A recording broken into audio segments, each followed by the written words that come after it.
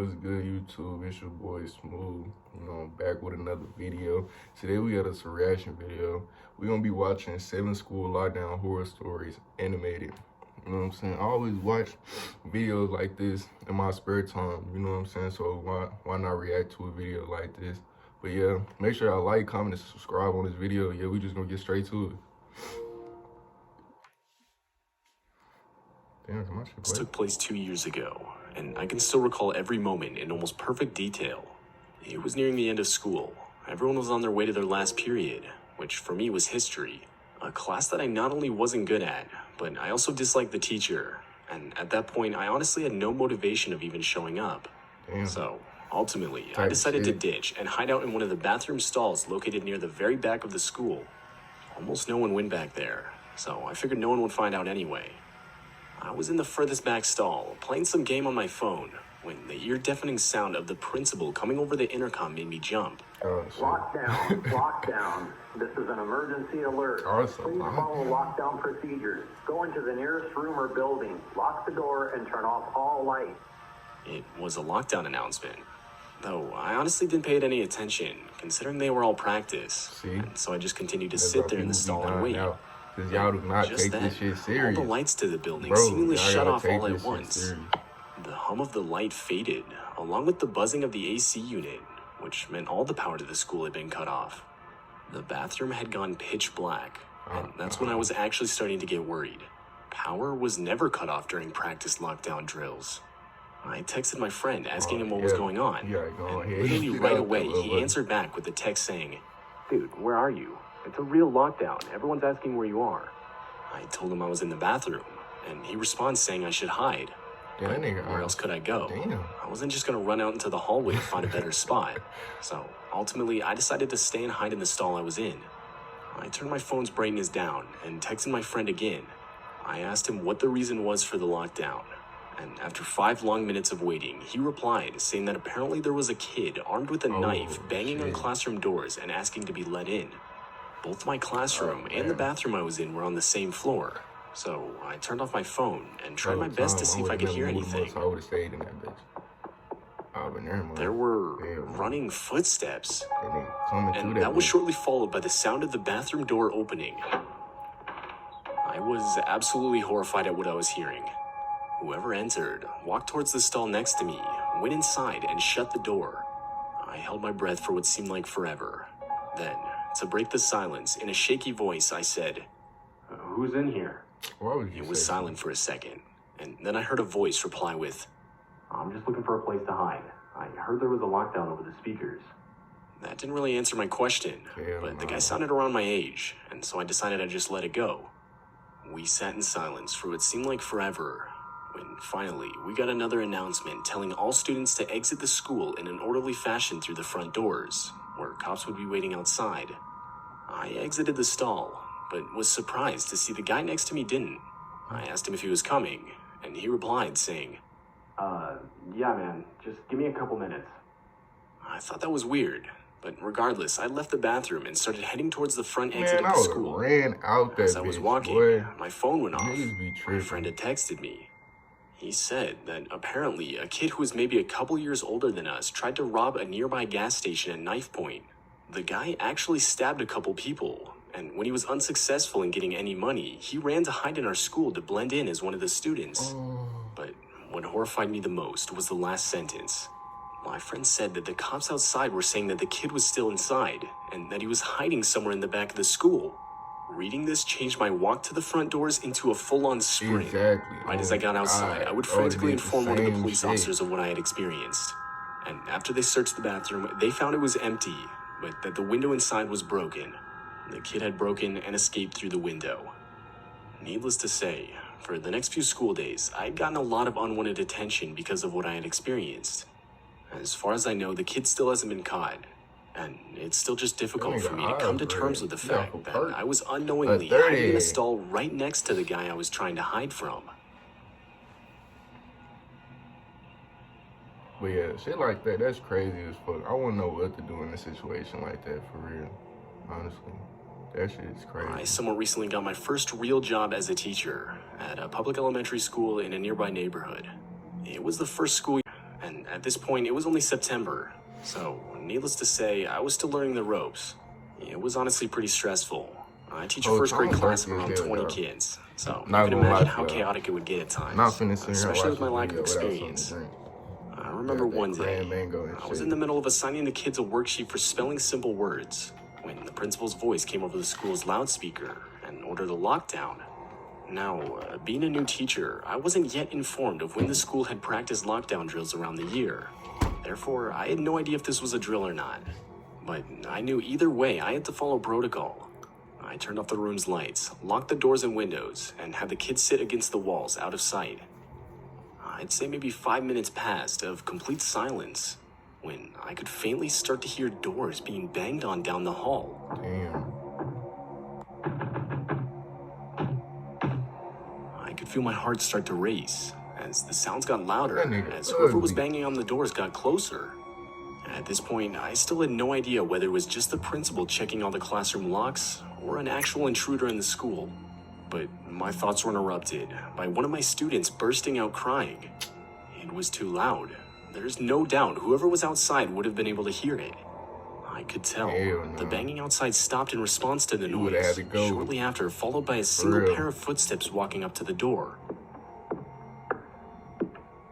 It was silent for a few seconds, but the silence was quickly broken by a male's voice yelling out, "Hey guys, I think there's kids in this one." And that confirmed this lockdown was real.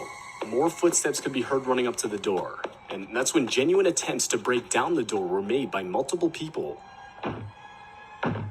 At that point, not a single kid in the class wasn't crying or screaming in fear. I didn't know what to do. I was never trained for this kind of situation. And that's when 2 gunshots could be heard. But it didn't come from the intruders. Police were now inside the building. Right after the shots were fired, the intruders could be heard running down the hall. 30 minutes later, and we were given the all clear. It turns out the intruders were 3 local high school students. They were eventually caught, but when asked why they did it, they would say close to nothing. Although, one of the kids claimed it was a bet, but personally I don't believe that for a second. No bet is worth going to court over and even possibly losing your freedom. I firmly believe they had much worse intentions. I feel like motherfuckers, although most likely traumatized, luckily no one was physically hurt. The shots that were fired by the police were claimed to have been warning shots and were aimed directly into the ground. It's been 2 years since this all happened, and I still teach first grade at the same school and even in the same classroom. And to this day, those bullet holes can still be seen in the school's hallway. Damn. Shit crazy.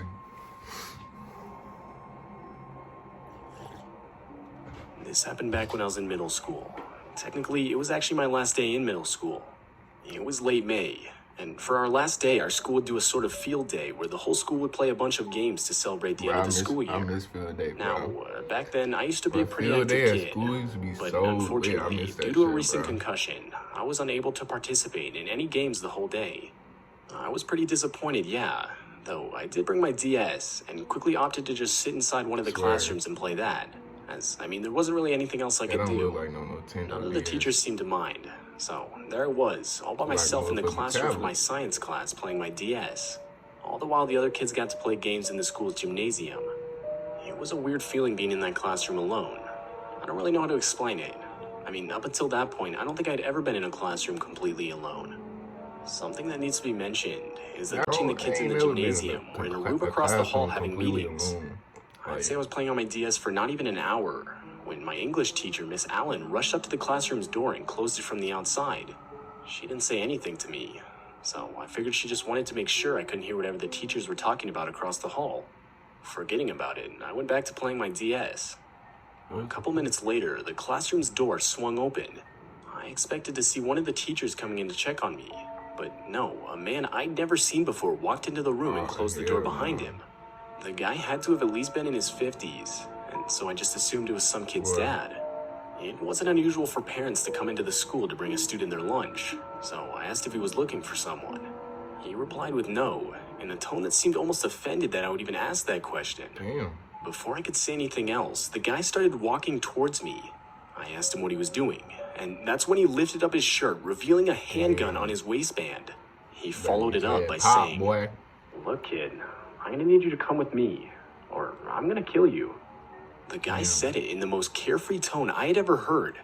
And that, along with the fact that I'd never even seen a gun in person before, instantly overwhelmed me with pure fear. Before I could fully comprehend the danger of the situation I was in, the guy firmly grabbed my wrist and started pulling me towards the classroom door.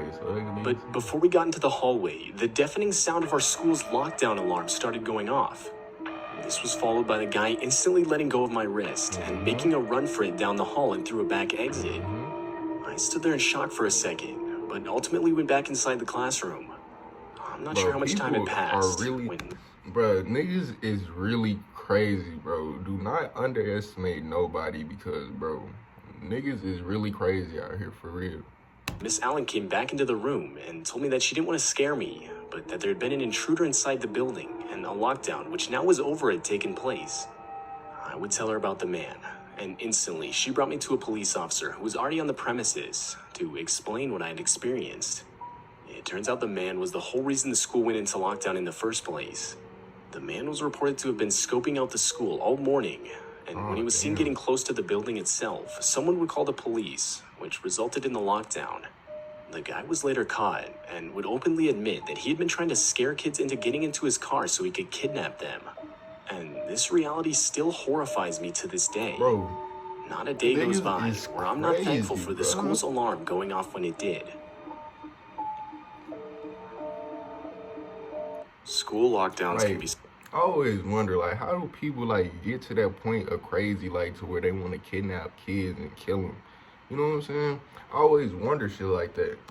Some of the most terrifying things you can experience. The general fear of what's going to happen next is very overwhelming for a lot of people, sometimes even if it's just a drill.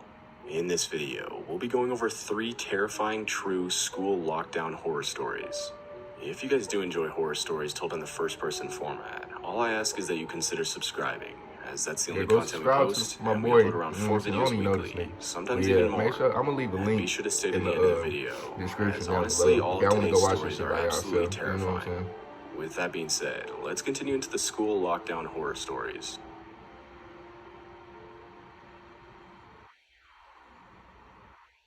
It was a completely normal, boring school day. I was in 7th period math, and the clock showed 2:45 p.m., which means the school day was nearly done.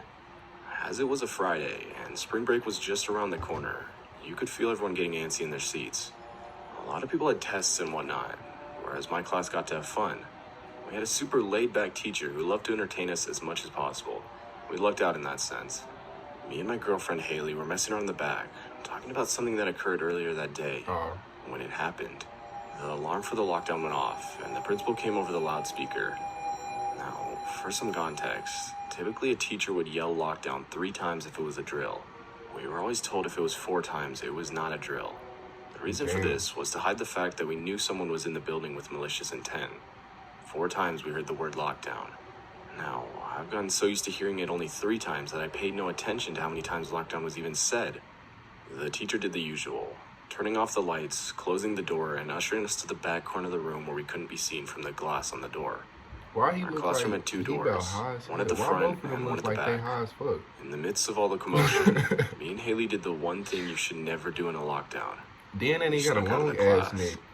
We were now in the hallway on the 3rd floor. Everything looked so weird. Not a single person in sight other than the 2 of us. A sort of humming noise came from the walls, indicating the school had cut all the power. I thought this was weird, as I thought it was only a drill. Hey, why would they cut off the power if it's just a drill? I asked. This was when we really started to question if it was actually a drill or not. But with us being stupid teenagers, we brushed it off as nothing. We continued roaming the halls when we started to hear a sound. We got really creeped out by this. As soon as as soon as I see a red flag, bro, I'm out of there, fam. No Inside cap. the class, As soon as you Period supposed was to a see a teacher. red We flag, ran into the fam, nearest you was out of bathroom to there. hide. We ran into the 4th stall that was tucked into the corner and hid. We sort of just sat there, giggling, thinking we outsmarted the teacher.